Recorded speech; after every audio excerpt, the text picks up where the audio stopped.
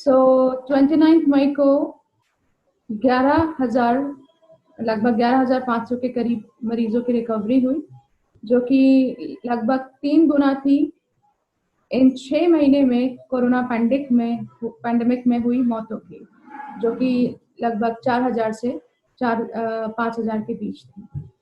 अब आज दूसरी खुशखबरी ये मिली है कि अब लॉकडाउन के चौथे फेज के बाद अब अनलॉक फेज 1 शुरू हो रहा है, जिसके लिए गृह मंत्रालय ने गाइडलाइंस भी जारी की गई हैं एवं इंटर स्टेट और इंट्रा स्टेट मूवमेंट्स भी अब बिना पासेस के हो सकती हैं। तो उसमें जो पैराग्राफ 6 है उसके बारे में जानते हैं, फर्स्ट क्लॉज और सेकंड क्लॉज कि एक्चुअल में कि उससे क्या संभावना निकलती है एडवोकेट पंकज कुमार जी से। सबसे पहले ये बहुत ही वेलकमिंग स्टेप्स है। सो देयरफॉर कांग्रेचुलेशंस, बधाई हो सारे लोगों को, क्योंकि जहाँ मुझे समझ में आ रहा है कि इतने लंबे लॉकडाउन के बाद जनरली लोग पैनिक करने लगे थे, एक साइकोलॉजिकल डिप्रेशन की स्थिति बन गई थी। ये फियर हमारे मन में चल रहा था कि ये लॉकडाउन और कितनी देर। कुछ वर्ग को छोड़ दिया जाए जिसमें सैलरीड लोग हैं और जो प्रिविलेज लोग हैं उन्हें छोड़ दिया जाए, तो ये लॉकडाउन सभी के जीवन को न सिर्फ फाइनेंशियली बल्कि और दूसरे तौर पे साइकोलॉजिकली एंड डिफरेंट लेवल पे अफेक्ट कर रही थी। और स्लोली ग्रेजुअली हम ये फील कर रहे थे कि लॉकडाउन हमें जहाँ कोरोना एक तरफ से हमें इनसिक्योर कर रही है हमारे हेल्थ वाइज, देन लॉकडाउन हमें दूसरी तरफ से इनसिक्योर करते जा रही है। और ये लॉकडाउन हमें हर लेवल पे ये दिख रहा था कि ये एक तो फेल होता जा रहा है बिकॉज ये कोरोना को कंटेन करने में असफल रहा है।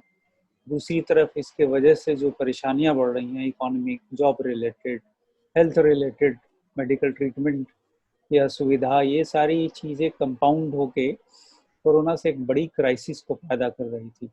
इसकी वजह से पूरा देश, कुछ लोगों को छोड़ दिया जाए जो बहुत ही प्रिविलेज्ड है, लॉकडाउन से फर्क नहीं पड़ता, तो पूरा देश एक परेशानी के माहौल में जी रहा था। और ऐसा महसूस किया जा रहा था कि अगर ये लॉकडाउन कुछ महीने, कुछ हफ्ते और चलता है तो कोरोना से जो डेथ के मामले आ रहे हैं उनसे ज़्यादा डेथ के मामले इस लॉकडाउन के वजह से आएंगे।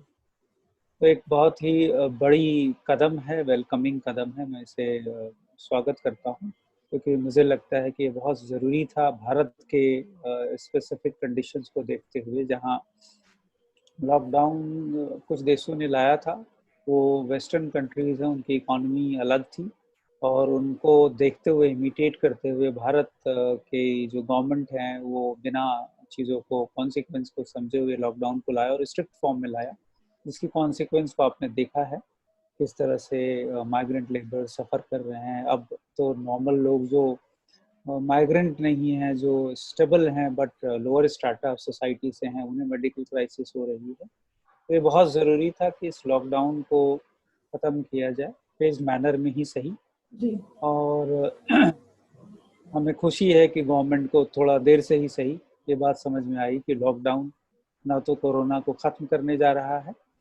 और हाँ, ये इकोनॉमी को ज़रूर ख़त्म कर देगा, लोगों के आत्मविश्वास को ख़त्म कर देगा और व्यक्ति इतना कमज़ोर हो जाएगा अंदर से कि वो इस क्राइसिस को नहीं झेल पाएगा। एक बहुत ही वेलकमिंग कदम है। लेकिन जब मैं इस गाइडलाइन को देखता हूँ मैं तो गाइडलाइन मैं स्क्रीन पे इसमें मुझे कुछ वेगनेस भी दिखती है। हम्म, और वेगनेस वो ये है कि जहाँ एक तरफ आपने कंटेनमेंट जोन को डिमार्केट किया है और कंटेनमेंट जोन से सटा हुआ एक बफर जोन की भी बात करते हैं। कंटेनमेंट जोन में जहाँ आप पूरी तरह लॉकडाउन की बात करते हैं, वहीं कंटेनमेंट जोन से सटा जोन जो बफर जोन है, जहाँ पर केसेस ज़्यादा आने की संभावना है, उसको भी आपने रेगुलेट करने की बात की है। ये एक अच्छी बात है। आप कंटेनमेंट जोन पे शर्तें लागू कर सकते हैं, बफर जोन पे भी शर्तें लागू कर सकते हैं अकॉर्डिंगली। लेकिन आपने इंटर स्टेट मूवमेंट को जहां एक तरफ अपने क्लाउज 6 में 1 में कहते हैं कि there shall be no restriction on interstate and intrastate movement of person and goods, no separate permission approval, e permit will be required for such movement। एक तरफ आप ये कहते हैं तो दूसरी तरफ आप 6.2 में कहते हैं, however if a state UT based on reason of public health and its assessment of situation proposes to regulate movement of persons, it will give wide publicity in the advance regarding the restrictions to be placed on such movement and be related procedure to be followed. एक तरफ तो कहते हैं कि inter state movement में कोई passes की जरूरत नहीं होगी, अप्रूवल की जरूरत नहीं होगी, परमिट की जरूरत नहीं होगी। दूसरी तरफ आप स्टेट्स को ये राइट दे देते हैं कि वो चाहे तो इन चीज़ों को रेगुलेट कर सकते हैं। और आपने उन रेगुलेशंस के जो कंटोर्स हैं, जो रेगुलेशंस के जो टर्म्स एंड कंडीशन या किस लेवल का रिस्ट्रिक्शन वो कर सकते हैं और किस तरह से कर सकते हैं, इसकी आप कोई चर्चा नहीं करते हैं, फुल डिस्क्रेशन स्टेट को छोड़ देते हैं।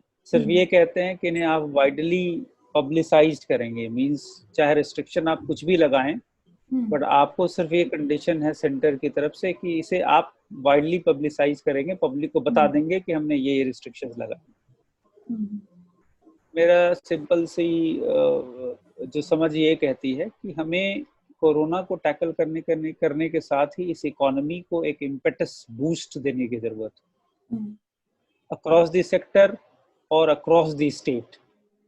इकोनॉमी को बूस्ट कर देने के लिए बहुत ज़रूरी है कि आप इंटर स्टेट जो ट्रैवलिंग है उसको ईज करें। अगर आप इसे ईज नहीं करेंगे, इसे अभी भी कन्फाइंड करेंगे, तो जो आफ्टर ऑल और ओवरऑल जो इकोनॉमिक रिपेयरमेंट होनी चाहिए वो नहीं हो पाएगी।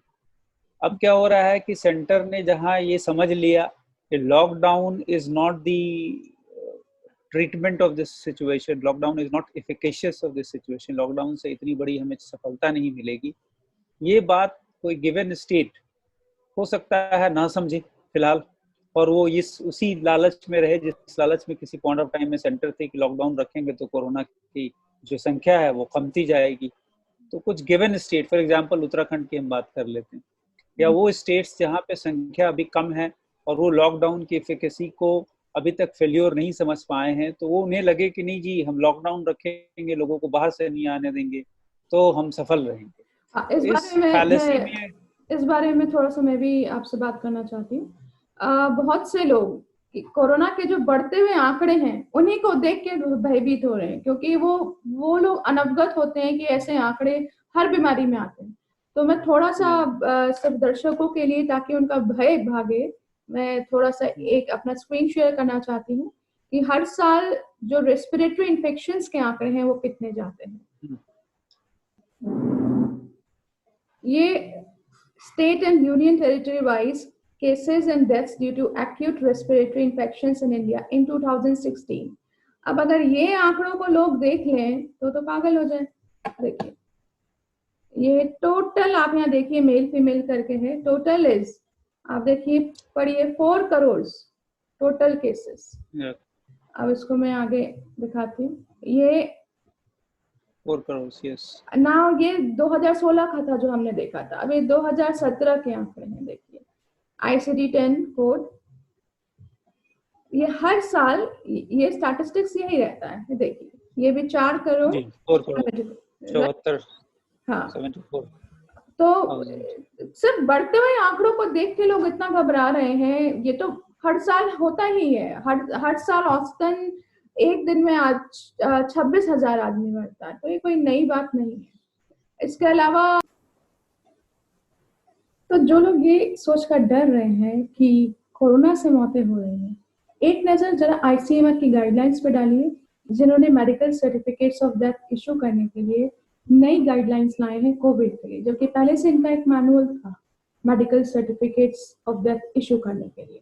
पहले आप ICMR की गाइडलाइंस पे नजर डालिए, मैं आपको दिखाती हूँ। I will share my screen with you all. Those guidelines, that new guidelines brought by ICMR.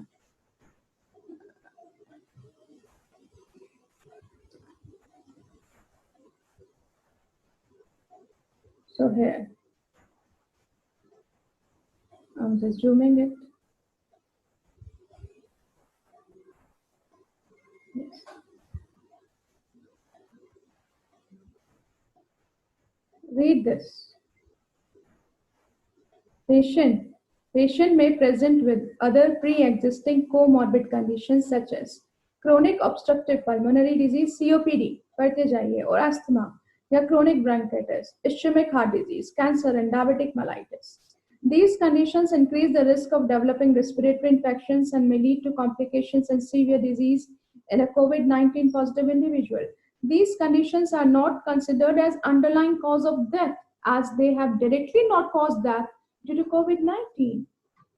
तो इसलिए इन्होंने इसको बोल दिया कि also patient may have many comorbid conditions but only those have contributed to death should be recorded in part 2. And not only this, you will see this now. ये इन्होंने code लाए हैं U07.1 जब कोविड-19 वायरस को identify कर लिया गया हो, U07.2 जब क्लिनिकली इसको डायग्नोस किया गया हो विद सिम्टम्स, लेकिन चाहे टेस्ट नेगेटिव हो, चाहे प्रोबेबल हो, चाहे सस्पेक्टेड हो, चाहे वायरस को आइडेंटिफाई भी नहीं किया हो, तो भी लिख देना है कि कोविड से डेथ हुआ है। इसके आगे इन्होंने बहुत से एग्जांपल्स भी दिए हैं, मैंने आपको पहले बता चुकी हूँ वीडियोस में, आप देख लीजिए कि पेशेंट पॉजिटिव है, थर्ड लाइन देखिए, उसमें कोमॉर्बिड कंडीशन से हार्ट डिजीज से डेथ हुआ, अस्थमा से, सीओपीडी से, टाइप 2 डायबिटीज से, लेकिन डॉक्यूमेंटेशन करनी है कोविड-19 और टेस्ट अगर नेगेटिव आ रहा है, सिम्टम्स प्रेजेंट है, सिम्टम्स ब्रेथलेसनेस के बहुत सी बीमारियों में होते हैं, एक्यूट अस्थमा में, सीओपीडी में, कैंसर्स में, सब में होते हैं, लेकिन फिर भी लिख देना है कोविड डेथ 7.2 कोड लाके। टेस्ट अवेटेड है तो भी लिख देना है कोविड डेथ, टेस्ट इनकंक्लूसिव है तो भी लिख देना है कोविड डेथ। ये टेस्ट अवेटेड और ये सारी कोमॉर्बिड कंडीशंस की वजह से डेथ हुई है उत्तराखंड में भी, तो तब भी उत्तराखंड में जो है 5 मौतें जो है हेल्थ बुलेटिन में उत्तराखंड में बोला गया 5 मौतें जो है कोविड से नहीं हुई हैं। 3 मौतों का तो कारण ही कुछ और है, कोमॉर्बिड कंडीशंस हैं, एक का पता ही नहीं चल पाया और एक का टेस्ट अवेटेड है, लेकिन बट वो भी covid19india.org में कोरोना के पाले में चला गया। केरला की मौतों का विवरण मैं आपको दे चुकी थी कि 5वीं जो मौत वहाँ एक बच्चे की हुई थी, वो 4 महीने की बच्चे की मौत हुई थी, वो कंजेनाइटल हार्ट डिजीज की था उसको, उसकी वजह से डेथ हुई, लेकिन उसको भी कोरोना में चढ़ा दिया गया। खैर, अब हम आते हैं जो इनका एमसी, आप लोग का जो प्रश्न रहता है मोस्टली कि कोरोना हो जाता है ना तो उसके बाद जो आदमी बीमार होता है ना उसमें बहुत लाइफ स्पेन छोटा हो जाता है, बहुत जल्दी मर जाता है। चलिए, आपको क्या लगता है निमोनिया से पहले कोई नहीं मरता था, ब्रोंकाइटिस से कोई नहीं मरता था, अस्थमा से कोई नहीं मरता था? देखिए, ये है medical certification of cause of death. ये वो मौतें हैं जिनका जो है मेडिकल सर्टिफिकेशन हुआ है। पहले तो आप ये देख लीजिए कितनी मौतें जो है रजिस्टर्ड होती हैं as medical certification of cause of death. ये 2017 के स्टैटिस्टिक्स हैं, आपको भी मिल जाएंगे, आप एमसीडीसी की साइट में जाकर देख सकते हैं।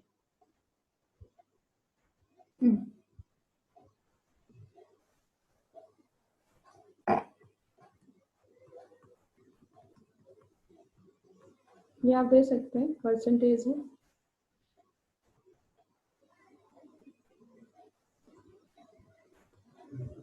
यहाँ देखिए state and union territory wise ये medical certification of cause of death है। इसको थोड़ा सा मैं जूम करती हूँ, राइट। देखिए आंध्र प्रदेश में जो टोटल रजिस्टर्ड डेथ थी वो कितनी थी देख लीजिए, और उसमें से मेडिकल सर्टिफाइड डेथ्स कितनी थी वो देख लीजिए, और कुछ तो अनरजिस्टर्ड डेथ्स भी होती हैं।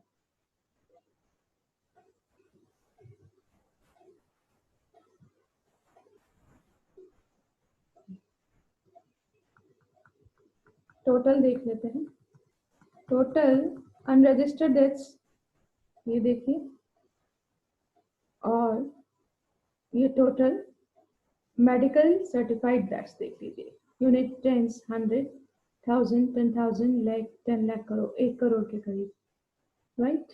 आगे आगे देखिए,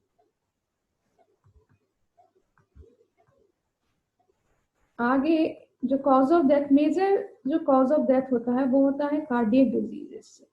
कार्डियक डिजीजेस से भी इन्होंने बोला इस्केमिक हार्ट डिजीज से भी मौत हो रही है, तो भी आप लिख दो जी कोविड से मौत हो रही है, दिस इज रॉन्ग।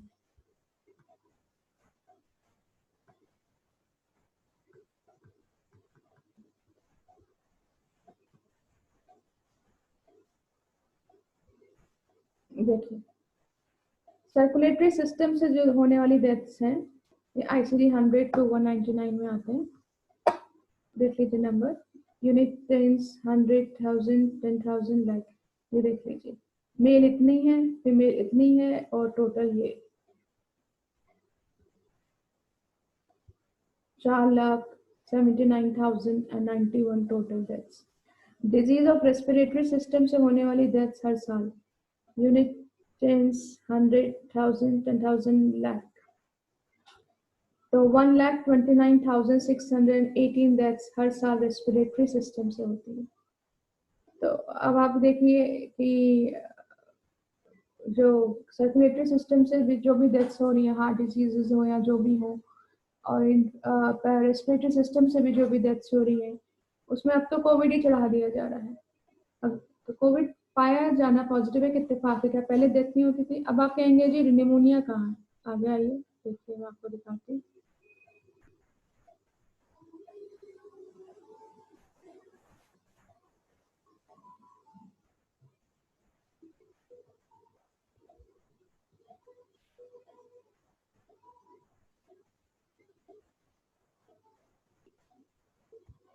ये due to diseases of circulatory system है, इसको भी देख लेते हैं।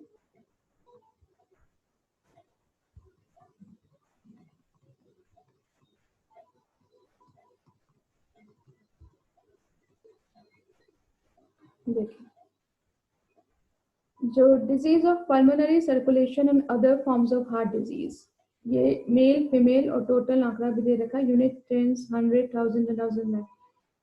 ये देखिए 1,68,948 इस्चुमिक हार्ट डिजीज से 1,52,53,257 हाइपरटेंसिव डिजीज से मरने वाले 71,907 सेरेब्रोवास्कुलर डिजीज से मरने वाले 69,759 और बाकी जो सर्कुलेटरी प्रॉब्लम्स उनसे मरने वाले इतने वाले टोटल मरने वालों की संख्या है 4,79,091 जो सर्कुलेटरी सिस्टम और डिजीजेस से मरते हैं, मतलब दिल की बीमारी से मरते हैं, इतना जान लीजिए। लेकिन आज की डेट में तो आप कहेंगे कि जी कोविड है ना, तो कोविड की वजह से मर रहे हैं, जो हार्ट अटैक भी इतनी जल्दी आ रहे हैं सब, और सब कोविड की वजह से हो रहा है।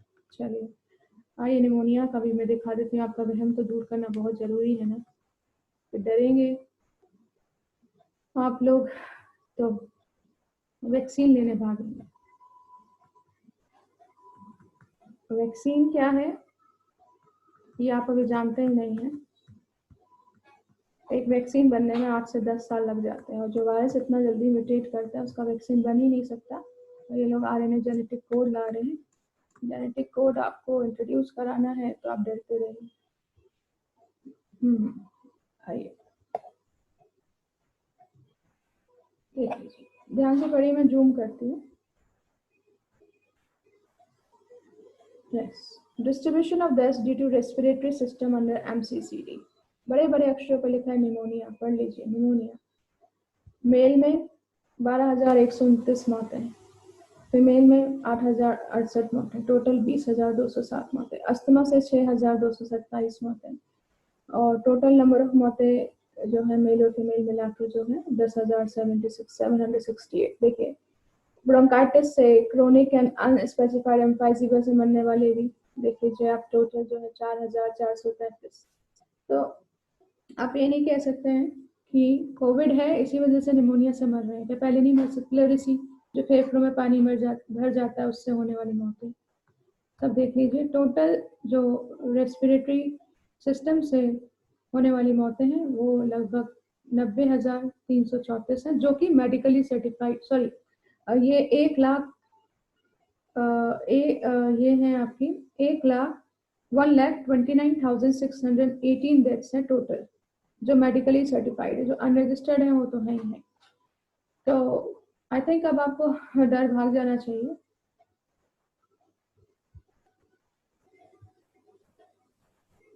तो आपने देख लिया कि मौतें पहले भी होती थी, निमोनिया से भी, हार्ट डिजीज से भी, रीनल फेलियर से भी, लेकिन उसमें आगे आप देखेंगे और बहुत सारी MCCD का चाहिए तो मुझसे आप ले लीजिएगा, हमारे ग्रुप में जुड़ के। मैं लिंक डिस्क्रिप्शन बॉक्स में आपको दे दूंगी अपने ग्रुप का, व्हाट्सएप ग्रुप का।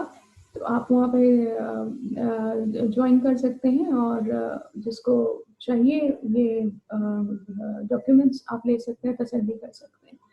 तो आप लोग क्योंकि इन चीज़ों से अनवगत हैं स्टैटिस्टिक्स से, तो इसलिए आंकड़े दिखा दिखा के जो है आप लोगों को भयभीत किया जा रहा है। तो इस चीज़ से तो बिल्कुल मत डरिए कि 1 लाख पहुंच गया, 2 लाख पहुंच गया। मैंने देखा 4 करोड़ तक रेस्पिरेटरी इन्फेक्शन जाते हैं। सरकारी डिपार्टमेंट में हम करते क्या है, ये हर महीने के जो है मंथली पेशेंट रिपोर्ट जाती है डिजीज वाइज, और हर annually disease wise monthly report जाती है पेशेंट्स की। तो यहाँ पे तो बनते हैं, बहुत कॉमन सी चीज़ है।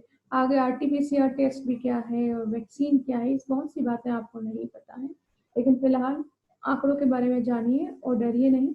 और जैसे कि एडवोकेट पंकज कुमार जी ने बोला है कि जो गाइडलाइंस हैं उसमें एक तरफ तो इंट्रास्टेट और इंटरस्टेट मूवमेंट में छूट दे दी गई है, और वहीं दूसरी तरफ ये भी कह दिया गया है कि सरकार चाहे तो पहले से पब्लिश करके राज्य सरकार रोक लगा सकती है।